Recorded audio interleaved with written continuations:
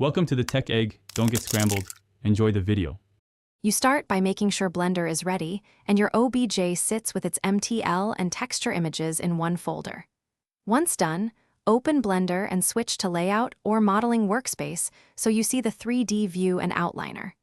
Make sure any default cube is hidden or deleted to avoid confusion. Select File, then Import, then Wavefront.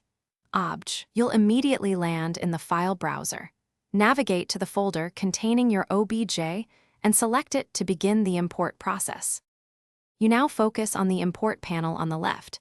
Set forward and up axes so the model's orientation matches your scene. Common setting is Z forward, Y up.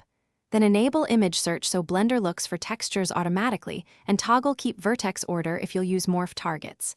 Use the scale field to correct size immediately. A 0.01 factor can convert centimeter exports. Click Import OBJ.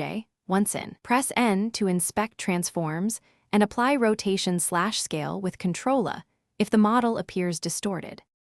You finish by validating materials and geometry. Switch to Material Preview to confirm textures loaded. If none appear, open the shader editor and relink image nodes to your PNG/JPEG files.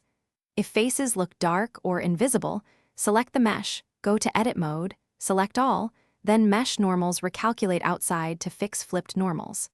Finally, apply any modifiers like subdivision and set origin with Ctrl-Alt-Shift-C. If something still fails, re-export the OBJ with triangulated faces from the source and re-import to eliminate compatibility issues.